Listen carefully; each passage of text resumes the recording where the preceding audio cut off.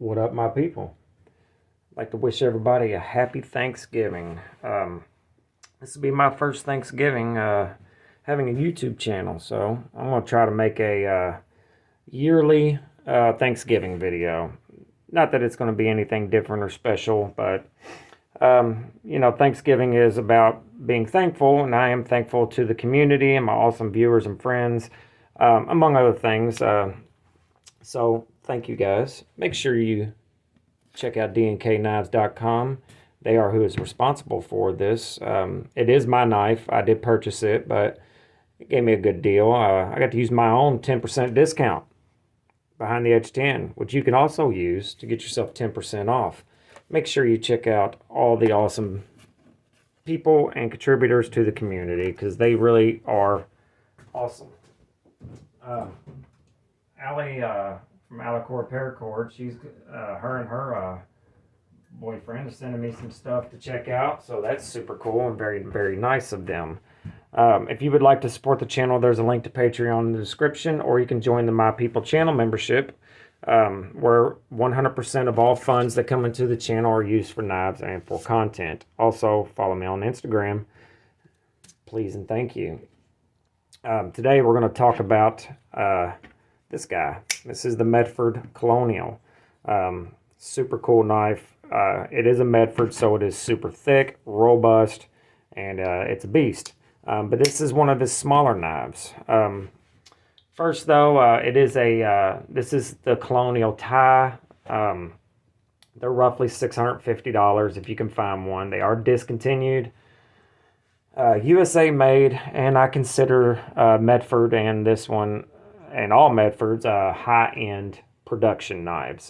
They do have some hand elements, but it is still a production knife. Here it is against the Strider SNG, which is also a high-end production knife, also American-made. It has a 3.58-inch CPM D2 blade. Yes, it is CPM D2, a little bit different than regular D2. It is an American steel. Medford has been quoted, Greg has been quoted saying he likes the CPM D2 because it's a very good bang for your buck. And as far as D2 goes, it's about as good as D2 will ever be on a knife. He does a fantastic job on the heat treats and all that good stuff. So it is better than your typical Civivi D2 or any other D2 that you run across. That is opinionated, of course. We have the full tie handle version. They also come in G10 and carbon fiber that were also available for a little bit less money.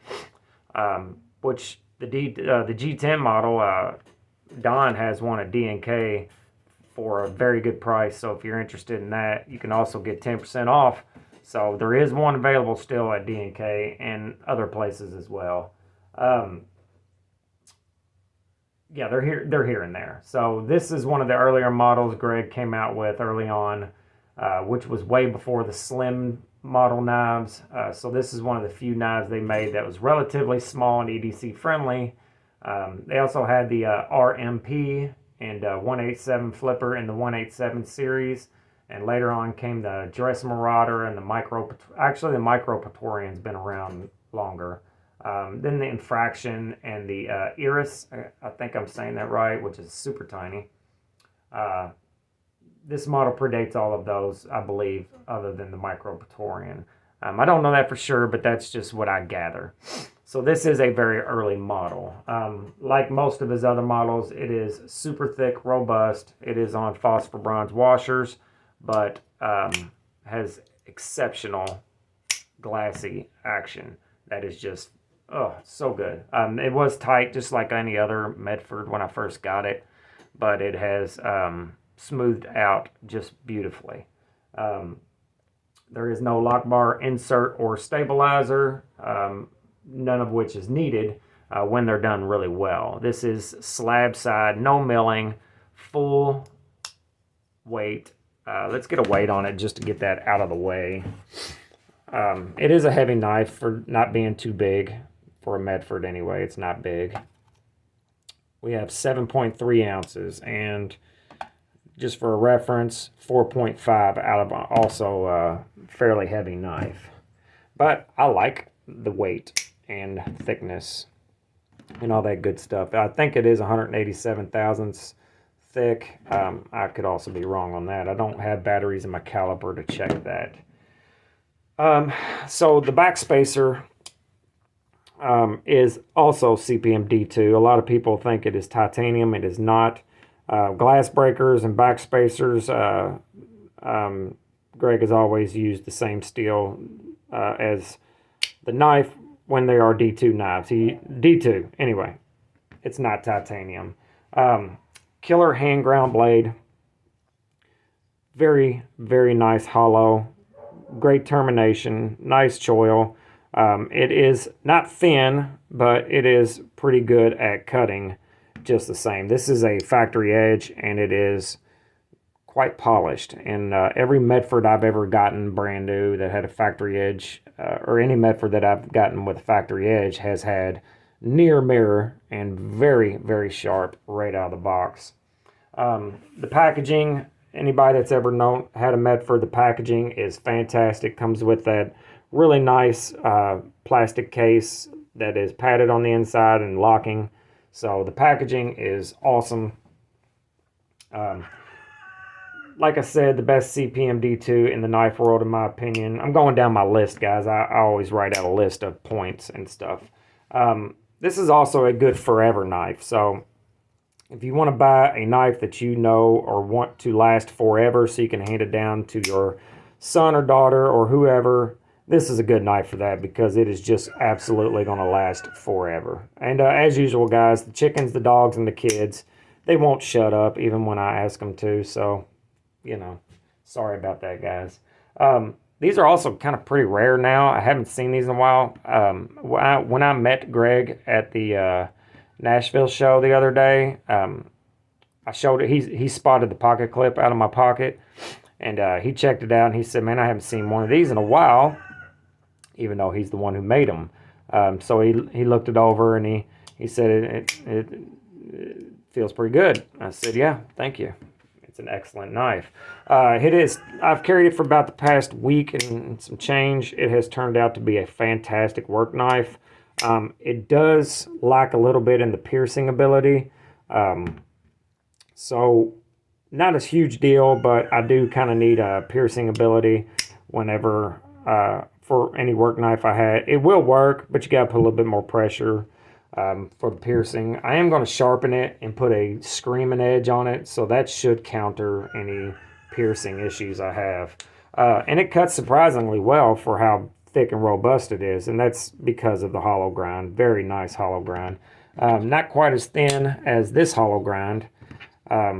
Blade stock differences is not huge difference, but there is a difference. The Strider, this is the first Strider I ever had in a hollow grind also, by the way. But unlike this guy, which has a very decent acute edge bevel that I'm going to guess around 20, 21, this thing here, man, is either 25 or more. So it is a very, very obtuse angle. I'm gonna lay that back to at least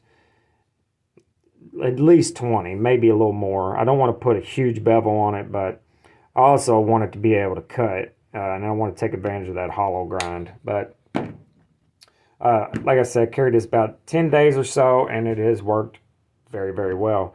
A couple things I don't care about. I don't like this big giant loop here.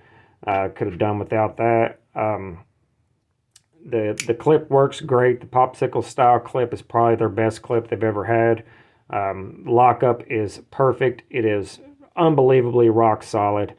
It did have a little bit of side to side. After a few days, I was able to tighten it up because it does have a hex here that is either T15 or it's an Allen.